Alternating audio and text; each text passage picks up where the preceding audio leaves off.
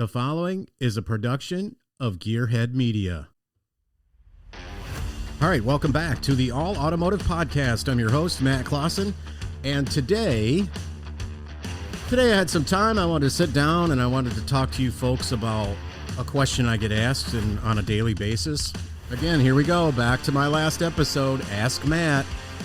So, Matt, why do you guys charge to take a look at somebody's car? We call this charge for diagnosis, or it's diagnosis time.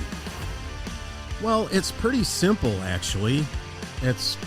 I have technicians, and gee whiz, they want to get paid. And I have to pay them for diagnosing stuff, and that's not something that we can offer at a free price. So, a couple of weeks ago, we had an individual come in. It was raining buckets that day, and her wipers failed. Her wipers wouldn't work at all.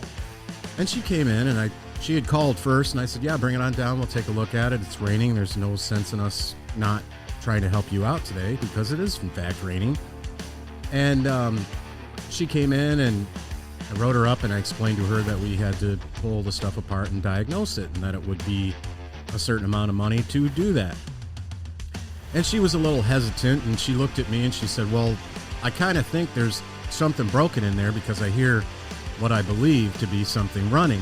It's not working. They're not wiping and nothing's moving. So, okay, and we can't guess at what's going on. We need to take things apart to see what in fact is actually broken. And she had somebody come in there to pick her up, and she went out the door and she signed before she walked out. And again, I explained to her the charges, and everything was fine and dandy. She walks out the door, and she comes back in about 5 minutes later and says, yeah, can I change my mind? Because I think I can get this looked at by myself, and I'll do it when I get home. And hey, that's fine. If you're mechanically inclined and you want to try and do it yourself, all we're here for is to help you out, to help you get your car back on the road and get things moving forward. So that's fine. Here's your keys. Yeah, sorry, we couldn't come to an agreement. She said, well, by the time I'm out of work and so forth, it's going to stop raining, and I'll pretty much be okay to drive back home to my house. And so from a 3 to 5 minute conversation, she was a little upset with the fact that we charge what we charge for diagnosis. And, folks, I'm not going to apologize for that. And it's something that it's pretty simple. It's just so that we don't guess. We're not guessing at what's wrong with it. I could have went out there and said, yeah, I think this is what's wrong with it because I've seen that before. Well, maybe I have, but stranger things have happened. More than one thing could break to cause your wipers to not work. And, I'm not just going to shotgun something and then now we're in a position to where I've told you it's this and it's this much and it's something different. And heaven forbid if it's more, then I look like the bad guy because we didn't check it out. And this happens before. I've been down this road. We've been down this road with, it's the alternator, just change the alternator. We change the alternator, that doesn't fix it. So now what?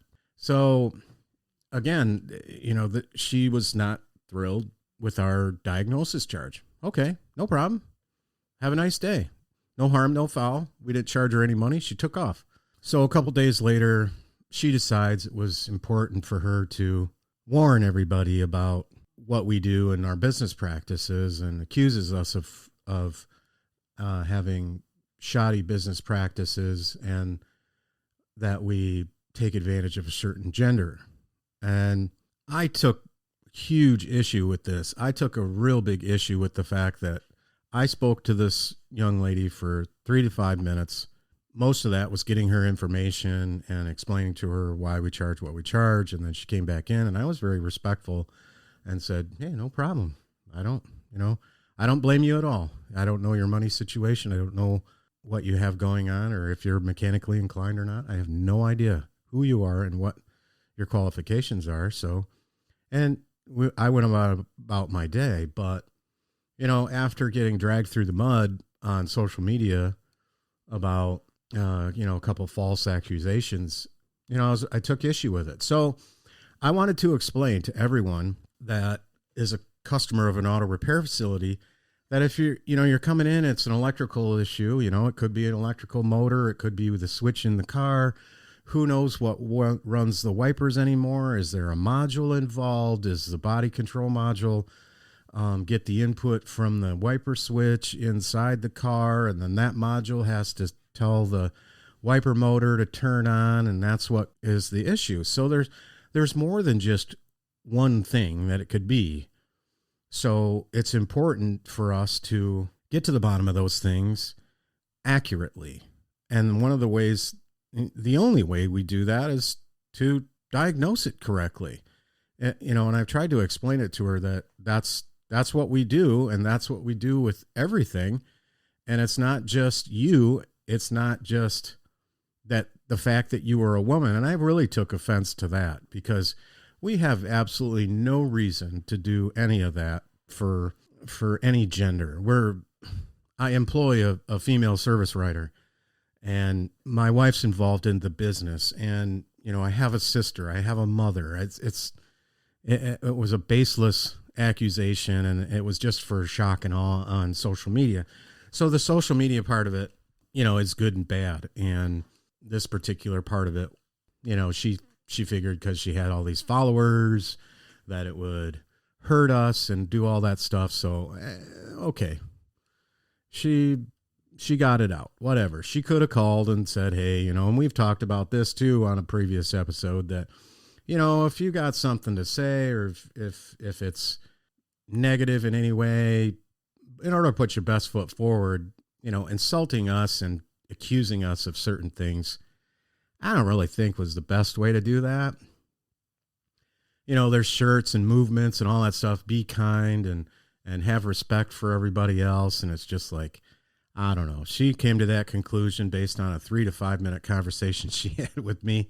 And hey, I don't know. So again, we have to charge for diagnosis because, number one, I have to pay my technician. Number two, we've got a business and we need to stay in business. If we don't charge people to do things, then we're not going to be in business very long. And it's not something that can be a free service by any means, because there's no way that anything's going to get diagnosed correctly if we're giving it away.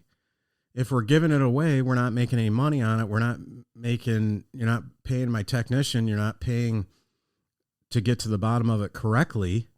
And we've had situations where customers will come in and say, I had it at this other shop and they told me it was the starter and you guys quoted me X. However, we are very clear and upfront, and we say we are not going by any other shop's diagnosis. People, we can't do that. We just cannot take somebody else's word for it, because I can only vouch for my staff and my staff's expertise along with mine. I can only vouch for that. I cannot vouch for another shop or another shop's diagnosis, because I don't know what procedure they use. I don't know what technician it was. I have no idea how they came to that conclusion. And coming in and, I did this and I did that, and AutoZone told me this, and okay, so let's go down that road. I just brought up AutoZone, and a lot of other large chain part stores will scan your check engine light, and I don't agree with this. I really don't. And in Michigan, we have to be a licensed repair facility, and I don't believe that the parts stores should be allowed to do this because they don't have a repair facility license like we do, and pay for that license and pay for our experience and pay for our knowledge and all that stuff. The parts stores are in business to sell parts, and they sell parts to us. And, the ones we partner with really don't do that. And if they do it, they will point them in the direction of us certified service centers. So, your check engine light's on, and you come in and they scan your code, and then they put it into a national database. Okay.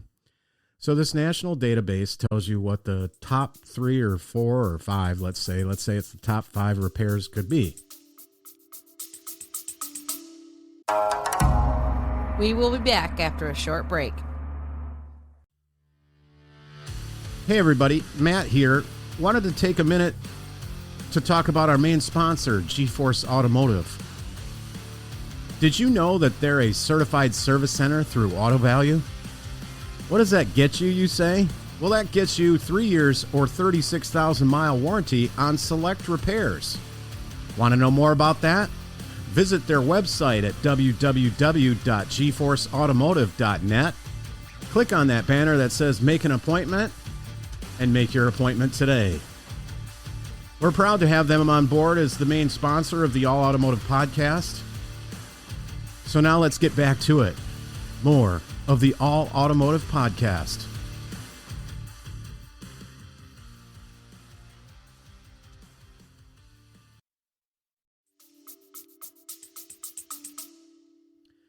So, okay, it sets the code for the engine not getting enough gas. We call that it's running lean. So there are several things that could cause that. And an accurate diagnosis will tell you that. We'll tell you, we'll get to the bottom of it and we'll tell you. We'll put our finger right on it and say, yep, this is it. This is it. The intake gasket's leaking. It's allowing unmetered air to go into the intake manifold, which is causing the lean condition. And that's why the code said it needs this, and this. And then you'll be fixing on down the road. But they don't do that. They give you those top 5 things, and it's just like, well, you know, the most popular thing is the O2 sensor goes bad. The oxygen sensor. Well, okay. I could have a whole episode on oxygen sensors and what their purpose in life is, but yeah, it could be that the oxygen sensor isn't working correctly. But, you know, with more sophisticated, further on down the road we get, people, you know, it'll set a lean code, but it's also going to set some oxygen sensor codes, and that's not the only one that's in there. And if the only one that's in there is a lean code, you know, most likely it's a vacuum leak somewhere. There's no, the O2 sensor's reading correctly or it will say a O2 sensor stuck lean. Okay, well, we need to go here and fix your vacuum leak, the intake gaskets, like I said just a minute ago. And then we'll reassess whether the O2 sensor is working correctly. And this is all based on knowledge and diagnosis and flow charts. Sometimes we have an easy route, an easy pinpoint test, or a flow chart to get to the bottom of stuff, and sometimes we don't.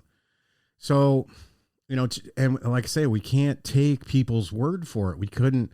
She was just upset that I couldn't take her word for it, but the wipers were, you know, the motor was working, but something was broken, and she got it fixed for less than what we were going to charge her to diagnosis. Well, that's great. We're glad that you got it fixed. You sound like a person that we might want to employ, but I didn't really want to say that after her accusations. So, you know, yeah, we do have to charge for that. And the parts stores, they have a unique luxury, is that they don't have to stand behind anything. They don't have to warranty anything, and they don't have to answer to anybody when that parts store sells you both O2 sensors and you put them in and that doesn't fix the problem. So, and what in our business, what we like to call that is the parts cannon. We just shoot the parts cannon at it and just replace all these parts that are on the top 5 list and see if that takes care of it. Well, there's better ways to do things. And, you know, you can't just read the first chapter of a book, flip to the other, you know, the last chapter of the book, read it and get an idea of what exactly the book's all about. So we go through the steps. We take the time because we don't guess, people. And a lot of very reputable shops don't guess either. And we get our industry as a whole, for some strange reason, it's everyone is an expert except for us. Except for us that take the time to get certified, to get ASE certified, except for us that spend every single day 50 hours a week working on cars. We know how things come apart. We know how things go. We know we can't just guess at things. We know we've got to follow a flow chart and get to the bottom of things accurately so that we build trust with you, the customer, and you're not coming back for us to shoot another part scanning at it. So keep that in mind, folks, when we're talking about diagnosis on your car, and it's not cut and dry. Our industry is not cut and dry. So because there are several things that could tell us, and I've heard this before too, that our scan tool and, hook your thing up to it and you can tell me what's wrong with it. Well, no, I say that. So here's a great analogy that I use with my customers all the time, that the check engine light comes on, and it comes on for over 150 different reasons. And if I could list out all the codes that turn the check engine light on, you guys would be baffled about it. And so it's actually telling you, the driver, that, hey, it's the kid in class raising his hand saying, hey, there's a problem here. So now we go out with our scan tool and we can get this code. So this code is like a map, or the code is an area code, like for the post office. So let's say the code is the PO 171 lean. Okay. So that's our zip code. And then the flow chart for that code is our roadmap to find your house. Because we don't know what street you live on. We don't know how to get there from downtown PO 171, but there's things that tell us, and there's flow charts that get us there. So it's not a be all end all. It's not something we can go out and say, yep, it's a PO 171. Yeah, it's an O2 sensor. No, it's not. Sometimes it is. Sometimes it's not. Oftentimes there's a flow chart and there's a way to do things so that we can get the zip code, get the street map, and then find the house. It's that simple. And sometimes that takes an hour, 2 hours. Sometimes it takes a while. And when we're chasing down wiring problems, because, hey, I've been very upfront and out about where I live in the United States. I live in Michigan. They salt the roads in Michigan. There's opportunity for things to corrode and get rusty. So even in the South, if the wiring is rubbing on metal and rubs through to the copper and the water splashing up, and over time things get corroded. And because electricity is going through those wires, things happen. So wiring problems and diagnosing things, it's not always cut and dry. And in my experience with diagnosing things, it can be a daunting process sometimes. We've had some pretty involved things as of late, and I don't think if I didn't have the experience I had and the knowledge I had and the tools and equipment that I have to get to the bottom of some of these problems, it gets to be pretty difficult. And I want to say, people say that we're in the skilled trades. You wouldn't expect that the plumber would come out to your house for free. Well, I've got this pipe that's leaking underneath my sink, and well, it's right under here, and it'll be easy to get to. And well, okay. If you've ever done plumbing, and thank gosh for the plumbers, because I can do it, but I don't like to do it. So, we had a situation at our rental property. The sink faucet was leaking. So I'm just like, I don't really have time. I'm involved with the shop, I'm involved with the podcast.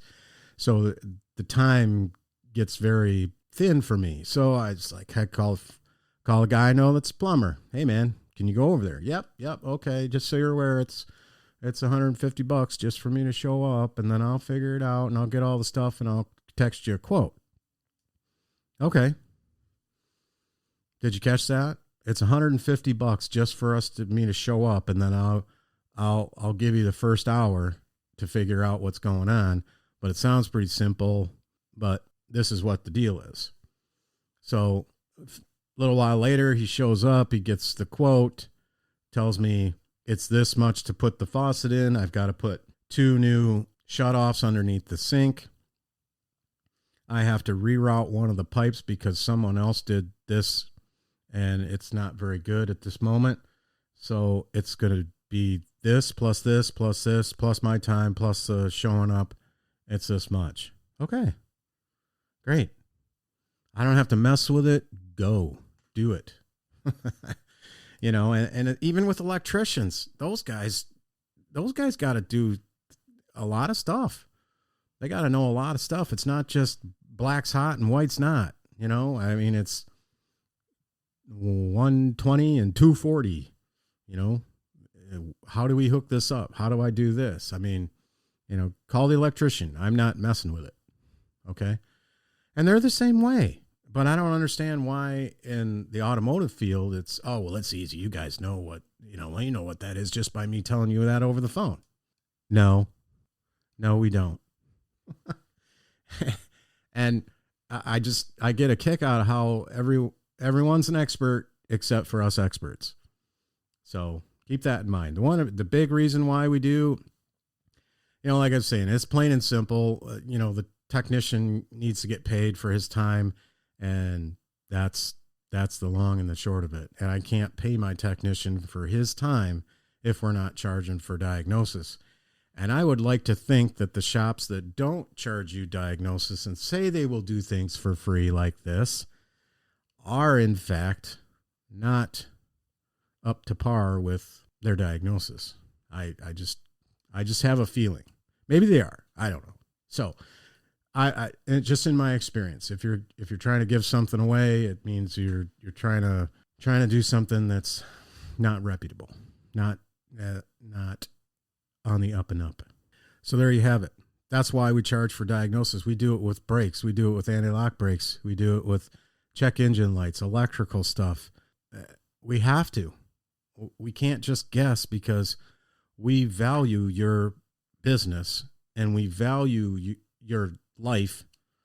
Let's say in certain instances, you're putting your life in our hands because if we fix your brakes or anything that's a safety issue, suspension wise, hey, we're on the hook if your wheel falls off. You know what I mean? So we have to know what the heck we're doing, right? So hopefully in the last few minutes, you got an understanding of why we charge what we charge. And that's it. We have to be upfront. We have to be transparent with you. We have to know what's going on. We need to know because